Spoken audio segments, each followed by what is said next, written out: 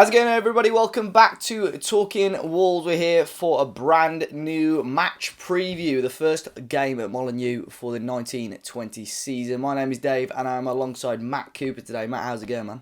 Yeah, not too bad, thank you, mate. Good, good.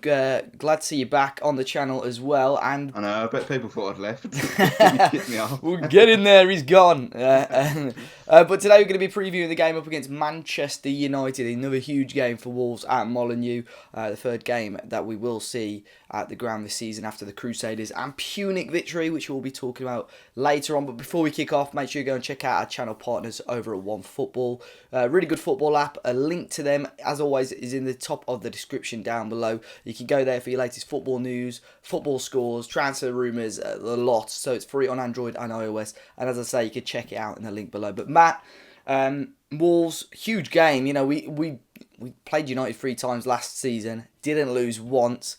This is, coming off the back of that Punic victory where we rested a lot of key players. It's great to go into this game. I think feeling a lot more confident than we would be sort of this time last week. You know what it feels like? It feels like, do you know when we played United in the Cup last time? Yeah.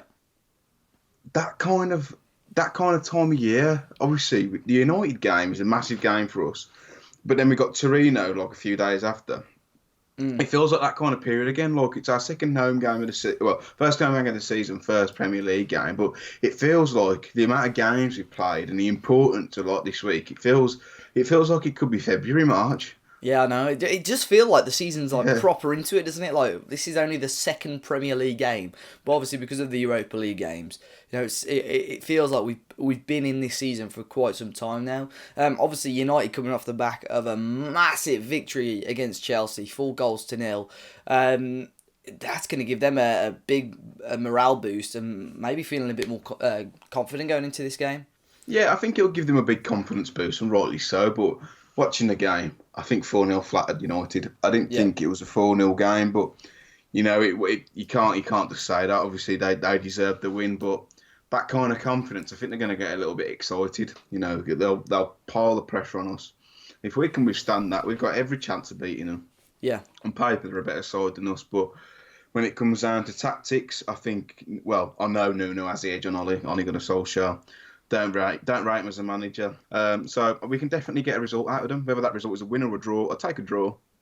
But Wolves will fancy this at home. First game of the season at Molineux, under the lights. You know how special it is at Molineux every night time. I reckon we can get a win. As long as we can continue to make Molineux our fortress, I think we'll be definitely confident of another victory against United. Obviously, playing them 3 times last season, beating them on 2 occasions, and obviously getting the draw at Old Trafford as well. I'm really hoping, both of those games and wins at home were both evening games. It's got a familiar feel, as you say, and I'm really looking forward to seeing how we could get on. But I mean, Nuno has got somewhat of a good headache as well going into this game, I suppose, because you probably expect, and it probably will be his standard Wolves strong lineup, but performances out there on Thursday will definitely give him something to think about, won't they? I just don't know how you drop Vinagre. I really don't. If he gets dropped Monday, he can feel definitely hard done by, because every time he's played for us this season, he's been absolutely phenomenal, and I really like John. His work rate's terrific. He's a lot better going forward than he has been when he first came to Wolves. I've definitely worked on that, and defensively he's had best defensive fullback. But unless you switch him over to the right, but he's not going to drop Doherty, is he? It's not going to happen. Well, the thing is, I think it's going to be an interesting to see. I think Johnny and Doc will play against United on Monday. I think Johnny and Doc will play against Torino on Thursday. But then I wouldn't be surprised to see against Burnley, Adama and Vinagre come in. And I think Nuno is going to experiment with that a bit more, actually going a bit more attacking against these smaller sides, such as your Burnleys, like he did against Cardiff last season. So although they're not going to be playing consistent games, as in, consecutive games, I think they're still going to get their fair share of opportunities. But I do agree with you. Obviously, Vinagre had a great game on Thursday. Vallejo as well is definitely knocking the door. Tell you what, he loves to challenge him, doesn't he? Yeah. Well, he was lucky to. He was lucky to stay on the pitch because the second one was a yellow, but the first one was. I watched that back. No. Someone sent that to me, and that was a shocking decision. That was by the referee. But I do agree with you. Yeah, he could have easily been sent off. Though, his range of passing He's phenomenal. I mean, the ball he played for Crotone for the first goal. Yeah. Oh my God, what a ball that was! It was all the new signings combined. It was the date. Yeah, and that's probably why moving forward into the season, he'll be in the team over Bennett. I don't think Bennett's got that in his locker, but that's why he come through the youth ranks at Peterborough and he come through Real Madrid. That's probably the big difference. He's not as big as I thought he was. But if you look at all the great centre-halves down the years, and none of them have been massive, and they use intelligence. So he looks a very good player. Very impressive, Crotone. Yeah. Absolutely fantastic player he looks. His movement, he's so intelligent. He was unlucky not to get a goal against Punic, but he looks a terrific player. And like you said, he's going to give Nuno a good headache going into this United game. Yeah, I mean, I put a tweet out yesterday, just Cutrone, you can tell that he's played at a top level, can't you? Basically all of his career, he came through at AC Milan, he's played that top level, he's played European football, he's just intelligence and on the ball, and I think he's a fantastic option, if not starting, coming off the bench for Wolves. He even added something a little bit different for Wolves against Leicester last week as well. You can tell, like, I absolutely love Jimenez, and I love Jota, but watching him for the last two games, he's the most out and out of a striker that we've got. And I'm not saying he's the best, but in terms of that old-fashioned number 9, he's got more about him than Jota and Jimenez. Like I said, before people start saying, "Oh, how can you say that about Jota and Jimenez?" Watch him play. His movement and the way he peels off people, he's brilliant. And for someone to do that at such a young age, he's only going to get better. He's only 21 as well. It's like ridiculous. Like when I was watching him yesterday, it's as if he'd been playing top football for years and years. Moving on, though, we'll move on to Manchester United. I mean, hopefully, we're hoping that Wolves and Molineux is going to continue to be a fortress. They're unbeaten in the 8 Premier League home games, winning 6 and drawing 2. United, though, Matt, who scares you the most out of that United team? You've got the Rashfords, the Pogbas, but who's that one player that you think, oh gosh, if we've got to stop someone, it's got to be him? Well, everything seems to go through Pogba, doesn't it? He gets a lot of stick, doesn't he, Paul Pogba? I think he's a great player. But he's enigmatic, isn't he? He's either 10 out of 10 or a 5 out of 10, so hopefully he'll be a 5 out of 10. But Rashford's obviously a massive threat, so is Martial. He looks a bit more rejuvenated now. He's got a pre-season behind him with Ollie. He looks a lot better, but there's no way we can't beat him. I look at that centre-half partnership of Lindelof and Maguire, and I just think cart horses. Yeah. Like Maguire is, for £80 million, he's worth about 40. Good defender, good in the air, stronger than people, quicker than people think. But when you look at our centre halves and like a 1-for-1, Vallejo's better than Lindelof, and Maguire isn't as good as Bolly. Oh, so no, he's not as good as Bolly, mate. I'm not having it. So in terms of like matching up 1-for-1. There's not many players I'd have in that United team. In ours, I'd have Rashford, I'd have Martial, I'd have Pogba, and it's probably it. It's really probably it. I don't know if I'm missing anyone out there, but De Gea maybe. Yeah, Wan-Bissaka. When you got Sondergaard, mate. Yeah, I'd probably have Wan-Bissaka. Yeah, I would have Wan-Bissaka. But yeah, I mean, you are right. I mean, Manchester United started off the season brilliantly, and Wolves are definitely capable of beating them again, and it shows.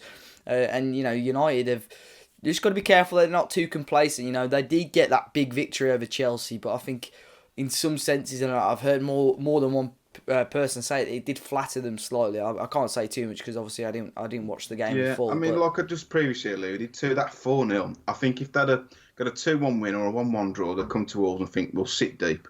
Yeah. And because everyone knows what a good side we are now, it's not like the naivety of last season.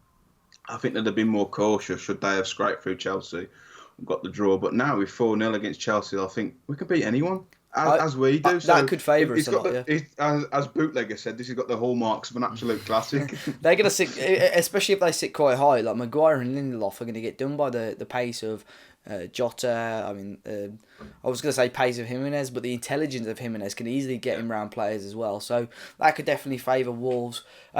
Moving on though, Matt, match score prediction. What are you thinking today? I'm going to go 2-1. I reckon they'll score in the first half and it'll be a second half comeback. It's got to be a Jota goal. Jota goal for me. I'm not sure who the other goal scorer is, but Jota will score. I don't think he'll manage to top that FA Cup goal that the atmosphere when he scored that goal against I was United going to last say, time. Oh he my topped word. it against Punic, Yeah, mate, in terms of like in quality, yeah, actual yeah, aesthetics. Yeah, he's yeah, yeah, unbelievable strike that, but in terms of the occasion and the sentiment behind it, then he'd have yeah. to do something pretty Pretty special. special. So Yeah. you gone there 2-1. I think I'm going to match that score.